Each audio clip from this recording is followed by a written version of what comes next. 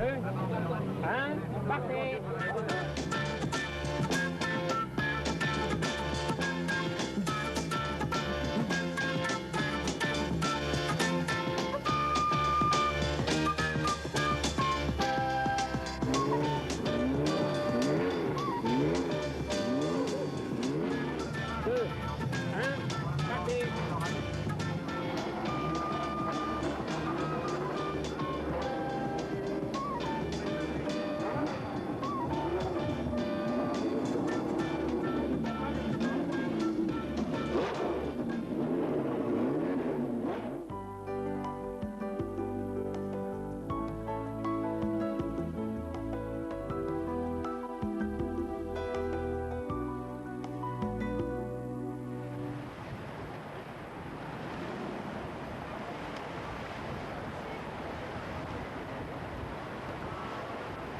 Cette année, ou gagner ou deuxième. On sera à Biarritz, on sera sur le podium. I'm expecting no problems and I'm expecting an incredible amount of fun. Thank you. It's very nice to be here after so long. About 1956 or 57 was the last time when it was much longer. You had to go through the night, which I'm not very keen on. It's a special Ferrari. There's only 3. It's a 2-cam Ferrari 275 GTBC and number 6701 for the Ferrari people that like to know those things.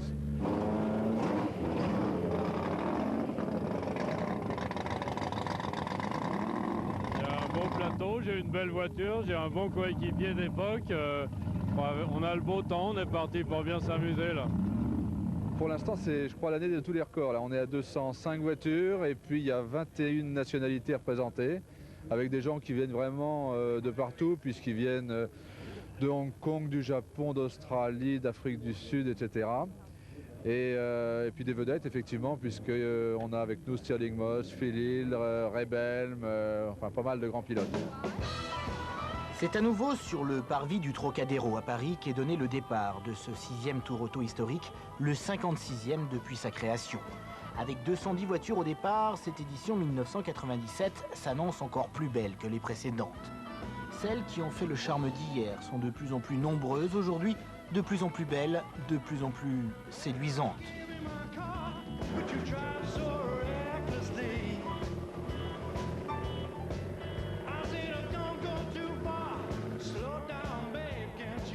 Les sportives sont toutes là, Ferrari, Jaguar, Aston Martin, Lotus, Mercedes, Ford, Cobra, Lancia, Porsche et surtout la Maserati A6 GCS, une véritable richesse.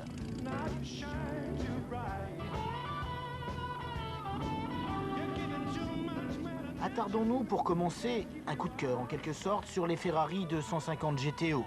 Nés en 1962, les 250 GTO font leur apparition sur le Tour Auto cette même année avec 8 voitures au départ. 4 d'entre elles seulement rejoindront l'arrivée avec une deuxième place pour l'équipage oreiller Schlesser. 1963, on assiste au doublé des 250 GTO avec les équipages Guichet, Berra et Bianchi Abarth. Rebelote l'année suivante en 1964 où Bianchi, associé à Berger, s'impose devant l'autre équipage Guichet et de Bourbon-Parme. Cette année 1997 marque donc le 35e anniversaire de la naissance de ce modèle hors pair. Au programme pour les concurrents, 4 jours de course entre Paris et Biarritz, alternant épreuves spéciales sur route et courses sur circuit. Tout un périple.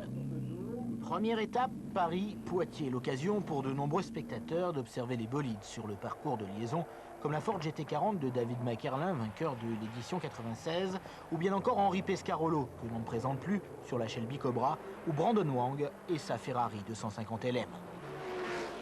Montlhéry, théâtre de la première course circuit. Vous êtes ici à bord de l'AC Cobra de Henri Pescarolo, l'occasion de vous présenter les règles du jeu. Tout d'abord, les voitures engagées doivent impérativement être un modèle ayant disputé l'épreuve entre 1951 et 1973. Si tous les concurrents du Tour empruntent le même itinéraire, les mêmes circuits et les mêmes épreuves spéciales, ils ne disputent pas en revanche la même course. L'une est vouée à la régularité, l'autre à la vitesse pure, comme ici avec le premier plateau VHC. Une catégorie réservée justement aux voitures historiques de compétition où il faut aller le plus vite possible lors des épreuves de vitesse, sur circuit ou sur route fermée.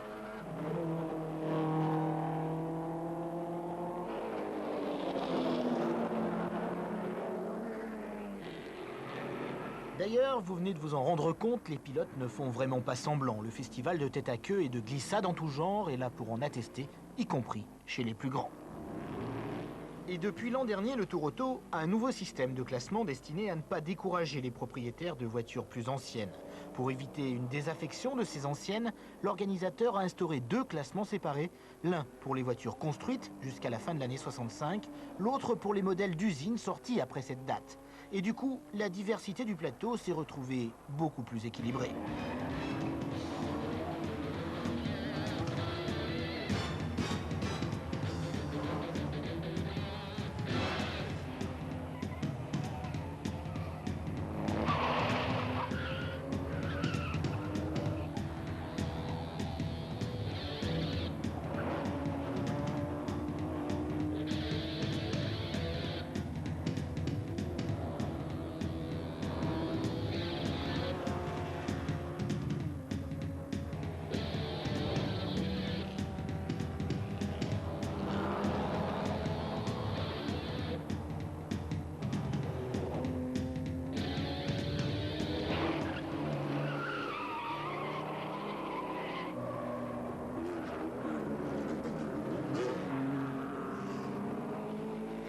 À Montlhéry, le plus rapide à se mettre en action fut Brandon Wang avec la Ferrari 250 LM. Wang devance la Porsche 910 de Jean-Axel Verscher et la C-Cobra de Graham Bryant. Aussitôt la première épreuve de Montlhéry terminée, les concurrents repartent en direction de Schönvel sur Archigny, près de Poitiers. Une liaison longue de 330 km où les concurrents vont pouvoir apprécier la France profonde, concurrents que des villages entiers attendent. Ils sont de plus en plus nombreux au bord des routes, dans les villages donc, tous savourent le passage de la caravane du Tour Auto.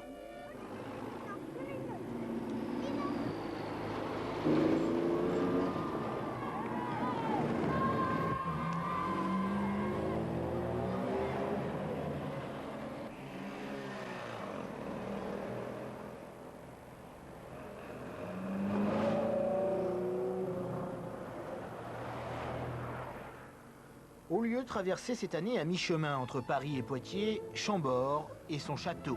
C'est presque l'été, les concurrents ont la possibilité de s'arrêter et de contempler le plus vaste des châteaux de la Loire.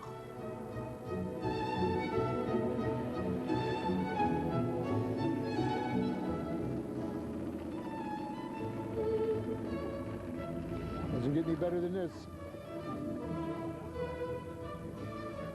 Ce jour-là, pourtant, le château n'est plus la vedette. L'espace d'une petite heure, la caravane tout entière va retenir l'attention des novices, mais aussi des passionnés et des connaisseurs. C'est la première fois que Chambord ouvre ses portes aux automobiles exceptionnelles.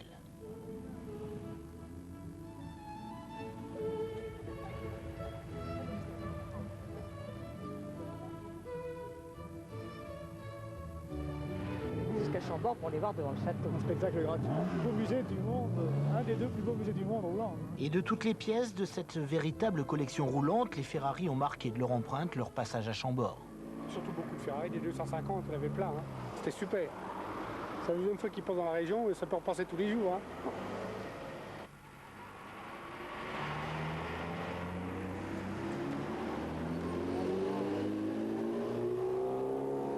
GTO, super. 2 GTO. Bon bah ça y est, j'ai plus de film. Et c'est reparti pour tous les concurrents. La route est encore longue jusqu'à la première spéciale de Schönvel.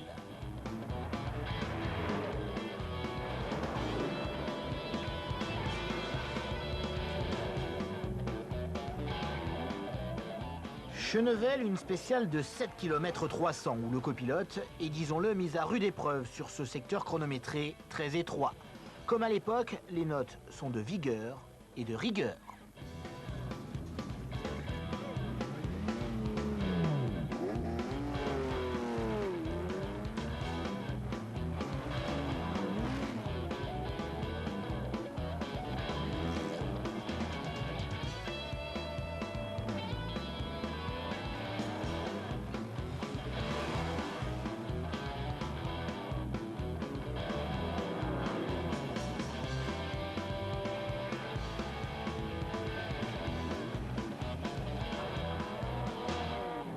Retour à bord de la C Cobra. Henri Pescarolo est ici copiloté par Johnny Reeve. C'est parti, comme si vous y étiez.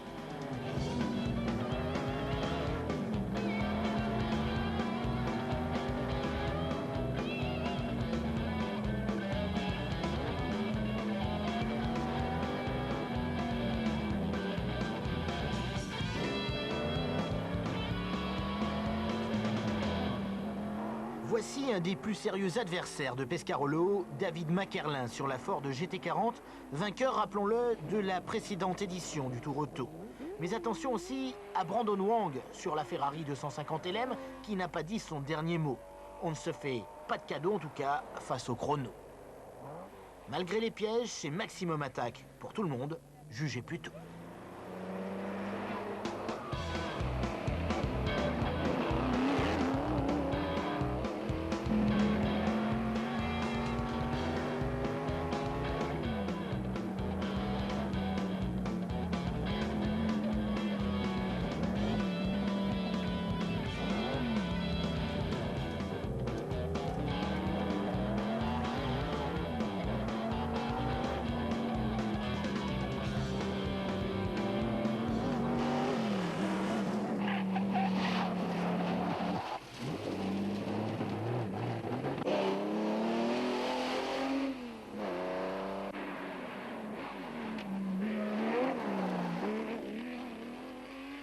Puis il y a ceux qui en font toujours un peu plus que les autres. Ici l'équipage de la Lotus Elan 63, Pierre Pinelli et Patrice Louette. Pinelli et Louette se retrouvent au tapis. Plus de peur que de mal, l'équipage pourra repartir et peut remercier en tout cas l'ensemble des spectateurs présents à cet endroit. C'est bon là? Allez mon coco. J'ai fait une briquette. Allez, c'est bon. La fin de ce secteur chronométré est beaucoup plus rapide, certains spectateurs n'en reviennent pas encore. Mais attention au piège, ils sont encore nombreux jusqu'à l'arrivée, une seule faute ne pardonnerait pas. D'ailleurs, le Tour 97 va connaître son premier abandon, celui de l'Alpine A110 de Jean-François Marguenot. Cet habitué quitte l'épreuve avec un brin d'amertume. Fini le Tour de France, là, on a mis une roue sur les gravillons et puis après la roue est tombée dans le fossé, puis la voiture a traîné dans le fossé. Donc, abandon. Cette épreuve de Chenevel mettra ainsi terme à une première journée de course très disputée où l'ensemble des concurrents nous ont offert un superbe spectacle.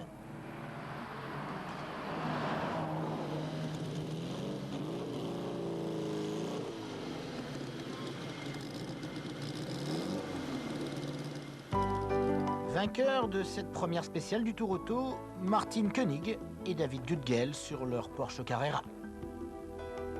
Le Futuroscope de Poitiers marque la fin de la première étape à la nuit tombante. Cette première journée de course a laissé des traces, très éprouvantes à la fois pour les hommes comme pour les machines. The Monterey circuit was very tough on the brakes, and this car particularly was not adapting to it well, and I was overheating the brakes.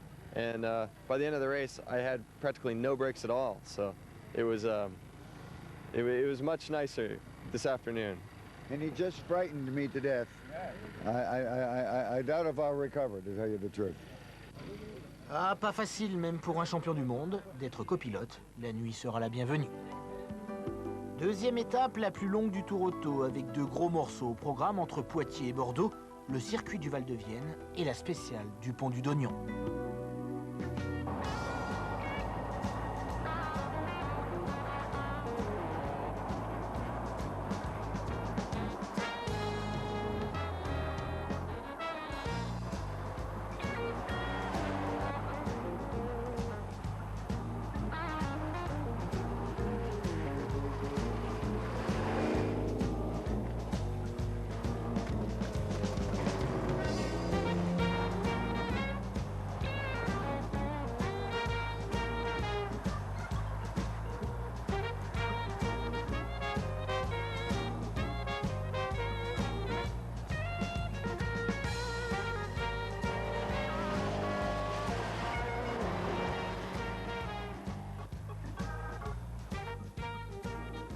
Circuit du Val-de-Vienne, au Vigan, les pilotes reprennent leur marque de bon matin.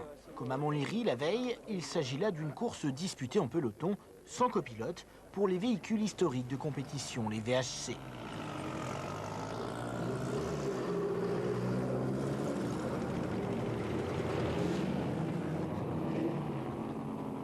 Et la fière allure, la grille de départ avec ses milliers de chevaux dissimulés sous les capots. Et dès le départ, généralement, ça fait du bruit. Lorsque tous les chevaux, justement, sont lâchés, ouvrez grand vos oreilles. Il faut aussi à la fois être très prudent, n'est-ce pas Henri Pescarolo, qui a tenté ici de se faufiler, de gagner des places, pendant que Brandon Wang s'installe en tête de la course. Très rapidement, Wang creuse l'écart en tête, les autres ne le reverront plus.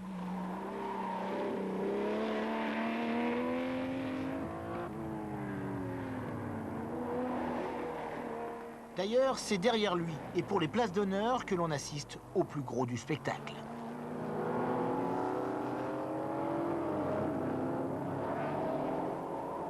Voici Derek Hill, le fils de Phil Hill. À vous d'apprécier le coup de volant du futur champion.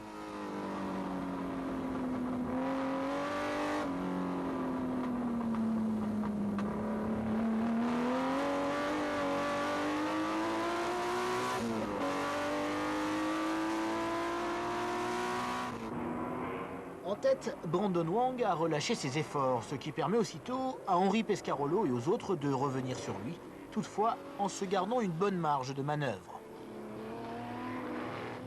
Derrière les 5 hommes de tête qui se sont détachés, les autres pilotes entre eux n'ont pas dit leur dernier mot.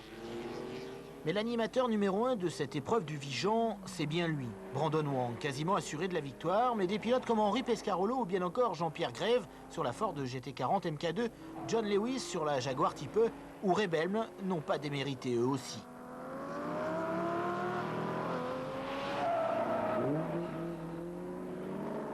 Plus loin, derrière les débats de tête et à tous les étages du peloton, nous avons assisté à de superbes explications, notamment entre possesseurs d'Alfa Romeo.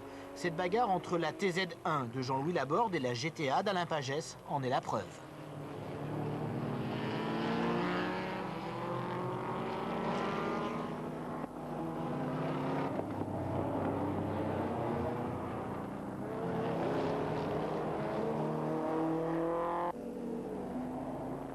Et à l'arrivée de cette épreuve, Brandon Wang s'impose finalement devant Henri Pescarolo.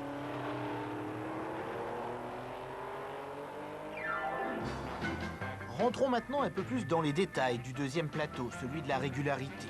Ici, la vitesse ne compte pas. Dans les épreuves sur circuit, les concurrents ont 3 tours de reconnaissance pour choisir et déclarer le temps au tour qu'ils devront respecter lors de l'épreuve. Et ce sont les écarts entre temps au tour déclaré et les temps au tour effectués qui établissent le classement. N'est-ce pas, Richard Taylor?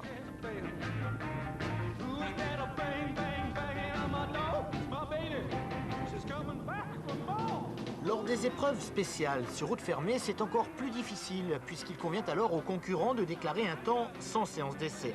Ce principe de régularité offre l'avantage d'équilibrer les chances entre les voitures, quel qu'en soit l'âge ou la puissance. Même une voiture de performance modeste peut alors envisager la victoire.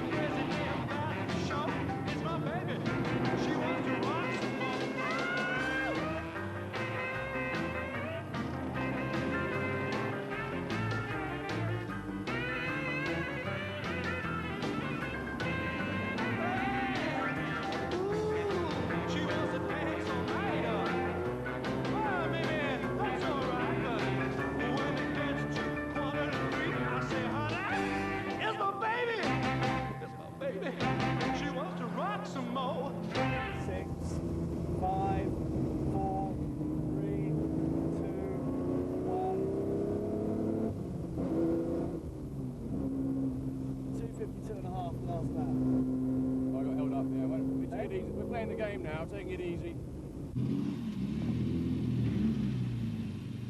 So today we've gone around very slowly at the same time every lap, which I believe is the way to do it. So we're playing the game today, but we've got some nice shots, I hope, of the GTOs going past us, and yeah, it's beautiful. It's a lovely circuit. It was good fun, wasn't it, Tex? It was a lot of fun. There's a slight difference of opinion. Because I advocate that it's far better to lose by your own rules than win by someone else's. But we had a lot of fun, and the car's still in one piece. It's going well, so we hope to see you at the next circuit, where we'll give you another small ride, perhaps. Yes, it's fun. It's fun to drive a GTO anywhere. And Japanese people are fine with Ferrari cars. Yes. In Japan, we have almost 5,000 Ferraris, old and new. Rappel du classement de l'épreuve du Vigan, Wang s'impose devant Pescarolo et Maxwell Beaverbrook. Le tour d'horizon de notre belle France n'est pas terminé. Les concurrents prennent maintenant la direction de Limoges. Une liaison de 100 km avant de retrouver l'épreuve chronométrée du Pont du Dognon, une grande classique du rallye français.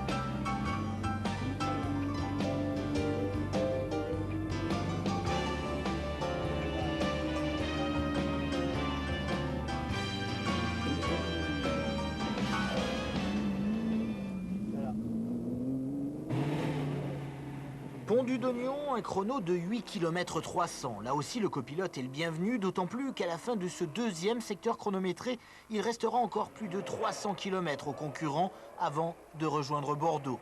Encore une fois donc, il n'y a pas de temps à perdre.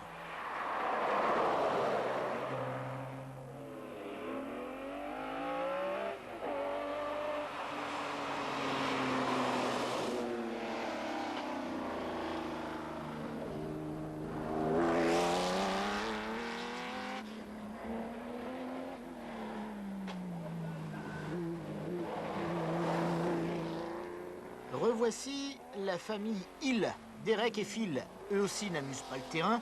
Trop peut-être, puisque dans le virage suivant, la belle 275 GTBC va se retrouver dans le fossé. Quel dommage!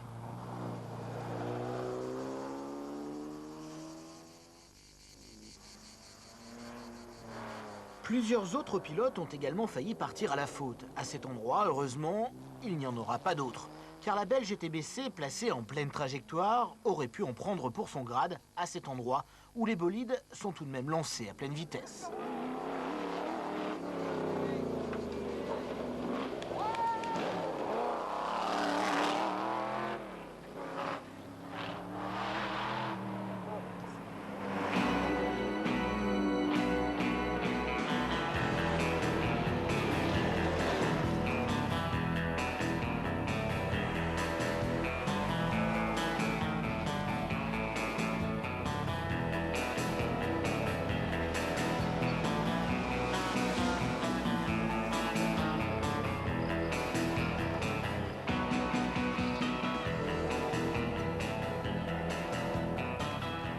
Dans les villages traversés, il y a toujours autant de monde pour accueillir le Tour Auto. Ce jour-là n'est pas un jour comme les autres. Tout le monde a la permission de sortie.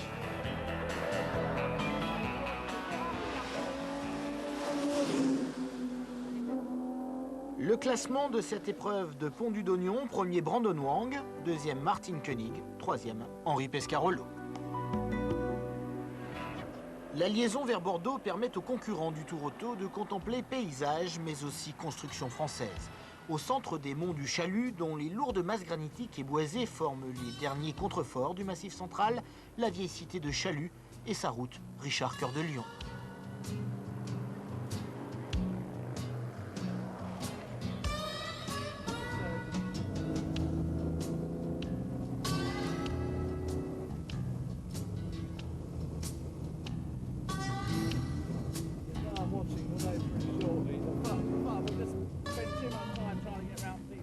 Les monts du Chalut recèlent bien d'autres merveilles le long de cette route.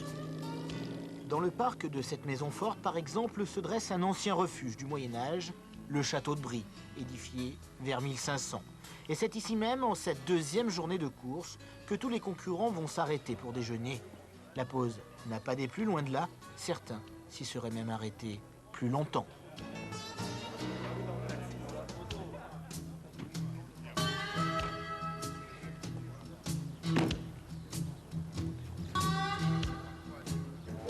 This is a nice experience. Broken. Broken.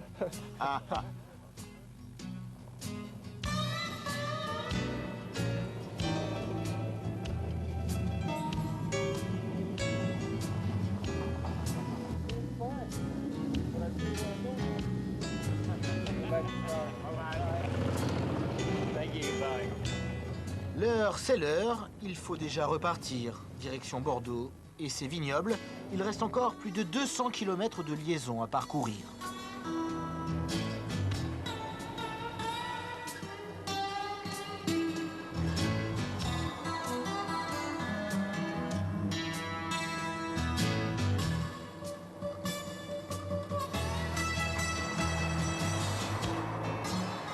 Une liaison une nouvelle fois bucolique, appréciable, avec toujours autant de monde au bord des routes, c'est aussi cela, le charme du Tour Auto.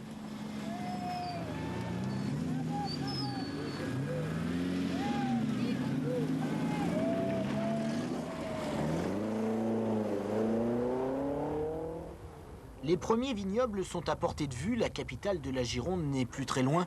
Les concurrents arrivent à Saint-Émilion, village dévoilé par ses grands crus. C'est l'occasion, ou jamais, d'apprécier le paysage.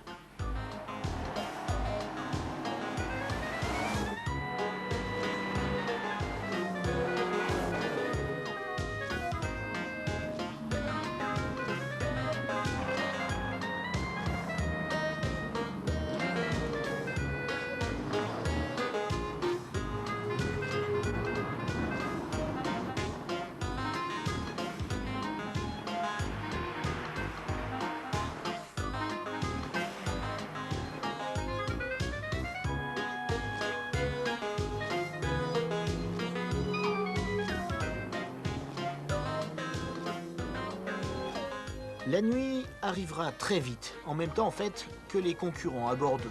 Ce sont les derniers kilomètres d'une étape encore très éprouvante. Vous voici sur le pont de Garonne. Bordeaux-Carcassonne, une troisième étape où les concurrents vont commencer la journée par l'épreuve chronométrée des côtes de Garonne. Tout cela avant de rejoindre le circuit du séquestre à Albi. N'est-ce pas, monsieur Raymond? Vous me filmez? Allez-y, oui. Puis ma femme qui va venir de rentrer. Puis après, on va passer à la télévision, on va rigoler. En tous les jours, en plus. Ce matin-là, M. Raymond a de la visite. Magali, l'une des contrôleuses du Tour Auto, est en train de s'installer à l'arrivée de la spéciale des Côtes de Garonne. C'est un peu la panique, le stress prend le dessus à cause d'une fichue rallonge que Magali ne trouve pas. Vous n'avez pas froid le matin comme ça? Non, là c'est clair. Les concurrents, eux, ne devraient plus tarder à arriver. Il y a une voiture qui va arriver là. Non, non, vous pouvez plus. Les Côtes de Garonne, une spéciale qui va certainement donner du fil à retordre à bien des concurrents avec ses 9 km 500 de petite route, une épreuve chronométrée située à une cinquantaine de kilomètres de Bordeaux. Mais bon, je t'écoute. C'est normal qu'elle est pas trop longue. Pour Magali, les affaires ne s'arrangent pas, c'est toujours la course. Mais pour le moment, je ne peux pas. À 8h30, elle devrait passer la première. Et l'autre, il y en a une qui est partie déjà. Les premiers concurrents sont dans la spéciale. C'est déjà la grosse attaque parmi les leaders, avec ici David Mackerlin, ou bien encore Rebelm.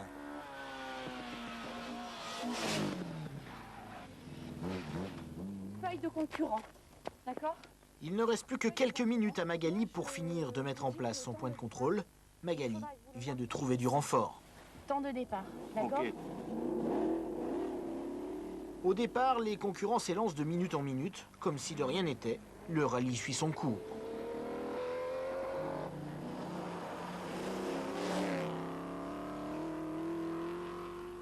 Tiens, revoilà, la famille Hill, Derek et Phil ont été autorisés à repartir après leur mésaventure de la veille.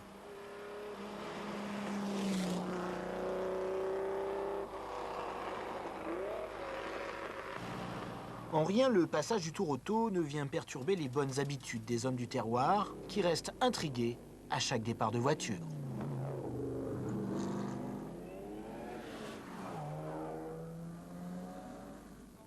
Pour Magali, les choses semblent s'arranger, mais voici que ce sont les concurrents qui vont lui jouer des tours. Regardez.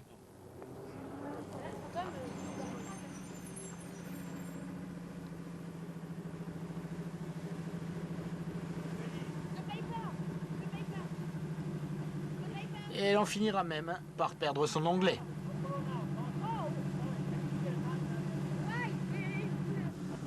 Comment je fais 24-34? 24-34. 2 secondes, 2 secondes. The paper, where's the paper? Oh, yes.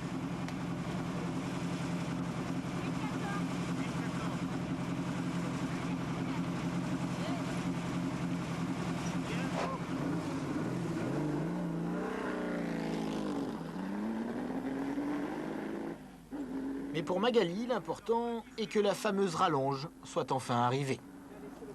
10. Ouais, 34. Ok. Et pour ceux qui n'ont pas forcément les bonnes notes ou le roadbook ouvert à la bonne page, cette épreuve chronométrée est un véritable calvaire avec tous ces changements de direction.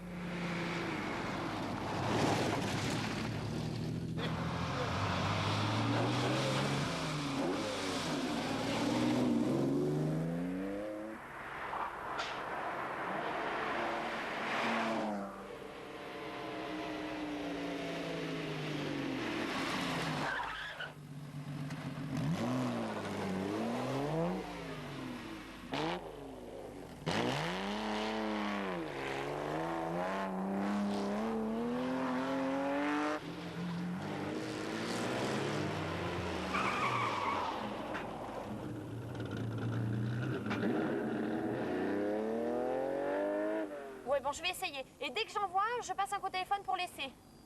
Dès que je peux. Magali, elle, a retrouvé ses bonnes habitudes. Tout fonctionne bien désormais.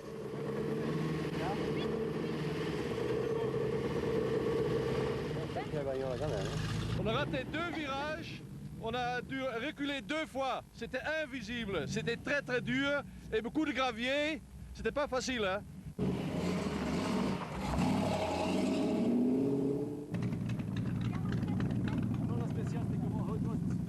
Ah, elle était très très étroite, c'était très dangereux, alors on ne pouvait pas aller trop vite. On a bien essayé, mais...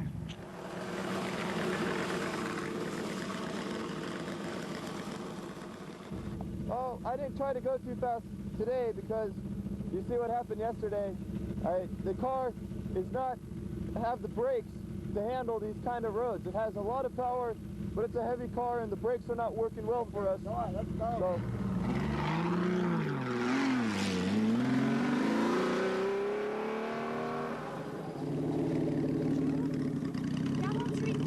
sans note, c'est complètement nul, ça.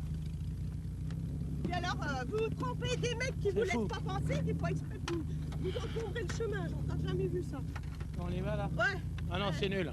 Rien à voir avec celle d'hier, qui était super. Ça, c'est nul.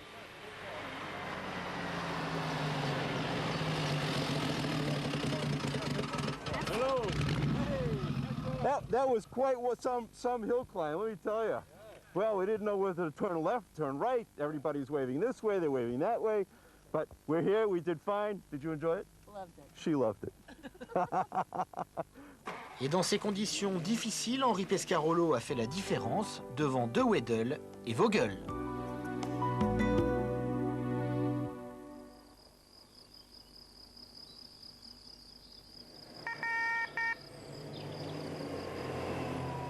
Retour maintenant sur la liaison direction Albi, où l'on retrouve, sous bonne escorte, 3 Ferrari 250 GTO.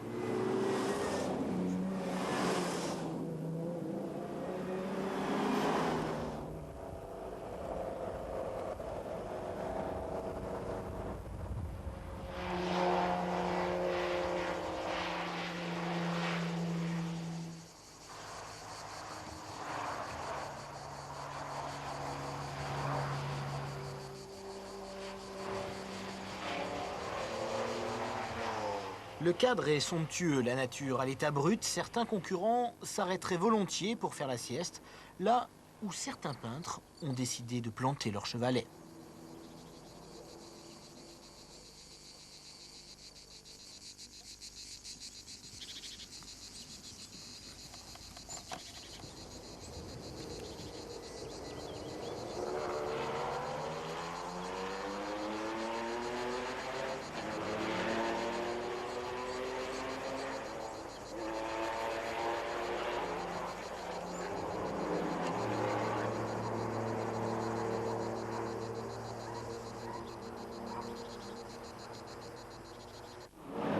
Circuit d'Albi, on se réveille. C'est reparti pour les pilotes, à nouveau en peloton. Gary Pearson est au volant de la voiture de Wang. Lui et Henri Pescarolo vont être les principaux animateurs de l'épreuve VHC.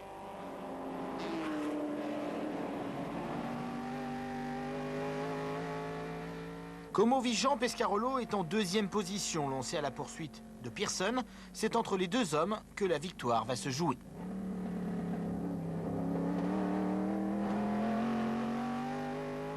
Derrière Pearson et Pescarolo, David Mackerlin est revenu comme un avion de chasse avec sa Ford GT40. C'est lui le plus rapide en piste.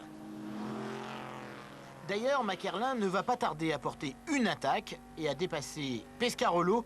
Le voici 2e de la course, lancé à la poursuite de Pearson.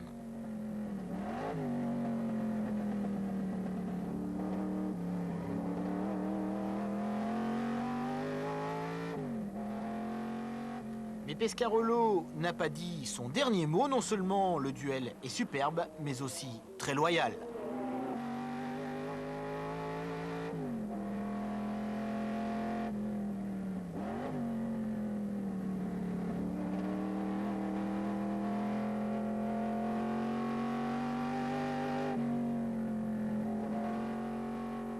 Pearson, Mackerlin, Pescarolo, tel est le tiercé de tête, alors que derrière eux, les explications ne manquent pas non plus. Débat sous le regard de Phil Hill, qui ne manque pas de suivre avec attention la course de son fils Derek.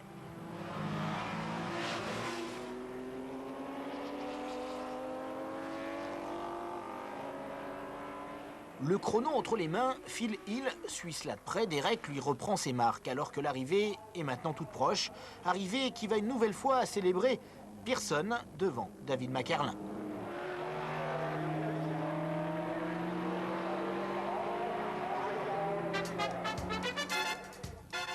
Après les VHC, voici le plateau régularité.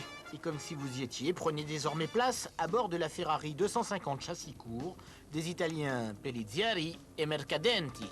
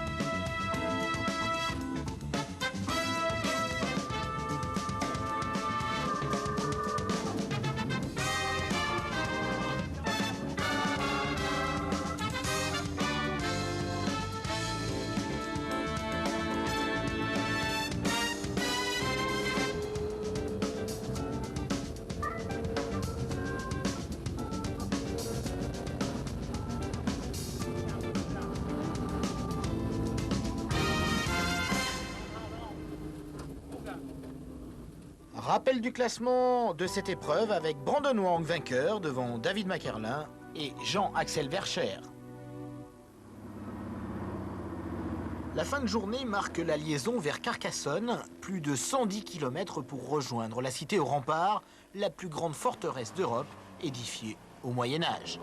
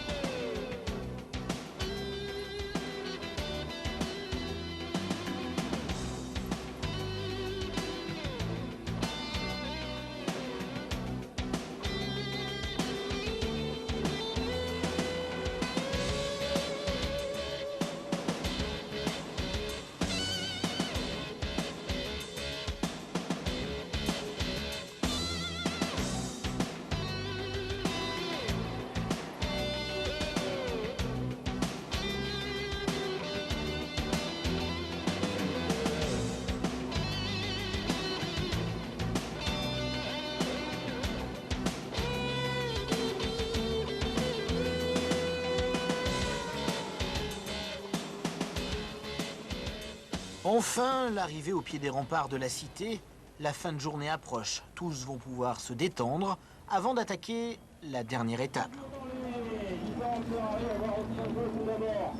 Celle qui vient de rentrer, la berlinette aussi alpine et les Ford GT40 qui sont bon nombre, le stimulé. Allez sur en haut.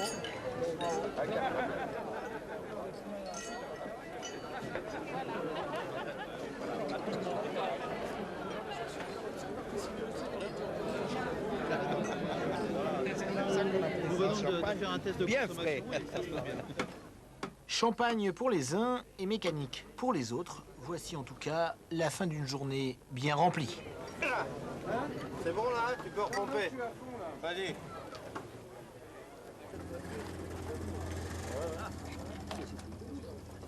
Car dans quelques heures, nous assisterons à la dernière étape entre Carcassonne et Biarritz. Ce sera le dénouement de ce Tour Auto 1997, avec comme juge de paix une dernière épreuve chronométrée, celle de Villardonnel, et un dernier circuit, celui de Nogaro. Mais avant, retournons de 26 ans en arrière, au Mont d'Or, tout simplement pour apprécier le pilotage d'une Porsche 911, pour le plaisir, avec l'équipage Balolena-Morenas, 3e du Tour Auto 71. 40 mètres, droite fond, panneau, gauche 90 et 80 long, gauche 90 et 80 long, droite fond, gauche fond, droite fond, gauche fond, droiti, 50 mètres, barrière blanche, droiti sur gauche 85 et 100 mètres derrière, 100 mètres. Là-bas, droite fond, et gauche, droite 80 sur gauche 75 long et 100 mètres derrière, 100 mètres, allez, gauche 80 et fond, et 100 mètres, gauche 90, 100 mètres, gauche 90, et 20 mètres, attention, épingle de droite 50. Villardonnel, un chrono de 6 km 900 où les concurrents encore en lice pour la victoire scratch vont devoir tout donner.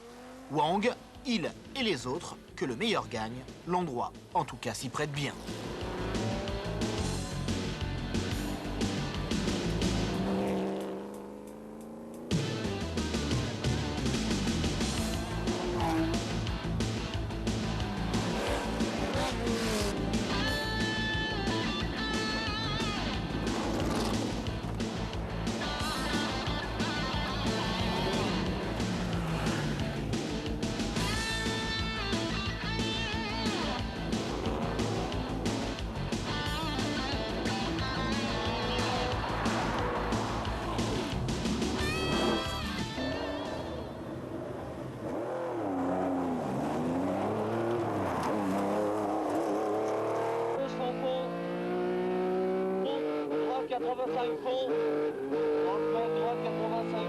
Gauche 65, gauche 65, droite 70 long, droite 70 long, mètres, gauche 70 long, 50 mètres, gauche 70 long, 30 mètres, droite. Avec Koenig au volant, cette Porsche terminera 4e de la spéciale derrière Mackerlin, Belm et Pescarolo. Une sacrée perf.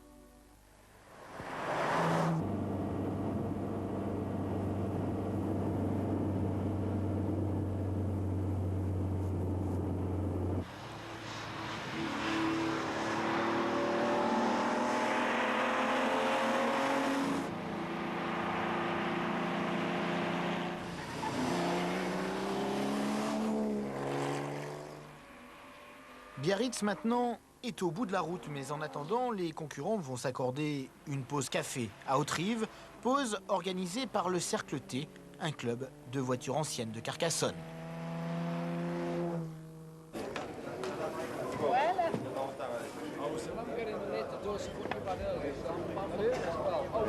Going through the trees that parallel the road is absolutely beautiful.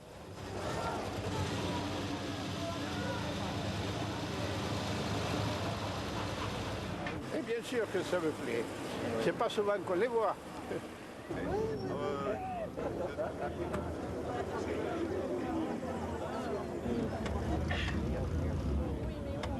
Moi j'ai une Alfa 750, mais une berline, c'est pas encore la grande compétition, mais en fait, ça, pour un amateur, ça va, quoi. Ça se déplace. Bon, je vous dirais, moi, elle ne me dit pas tellement ces racers-là. Elle ne me mêle pas tellement. Je préfère le vieux truc qu'il y en a dans la course des vieilles. C'est rien que de ça. Ah oui. Oui. Et c'est reparti, direction enfin Biarritz. Voici la Ferrari GT Europa numéro 128 des Américains Mock et Draper. Vous êtes désormais leurs passagers.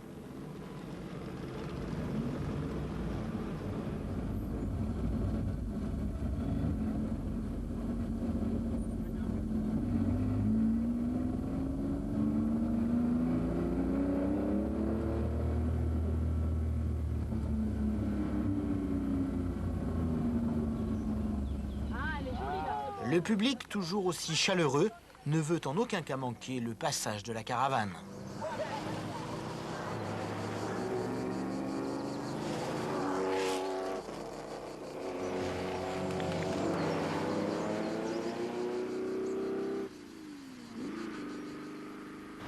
Et sur cette longue liaison, notre équipe de reportage a croisé sur son chemin un fan des 60s. À vous d'apprécier.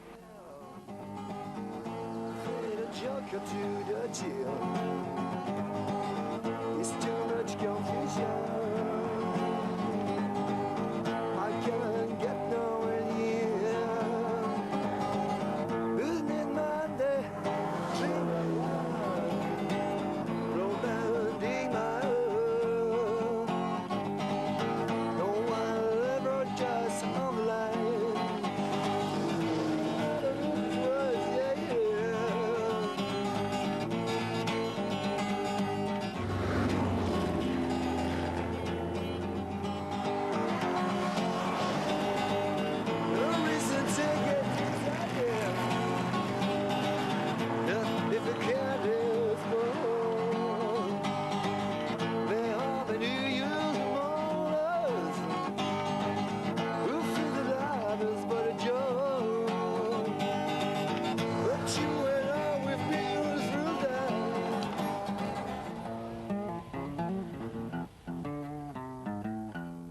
Terminons.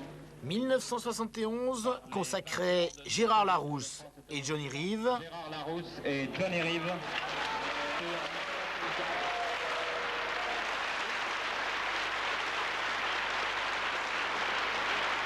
C'est un peu là, hein.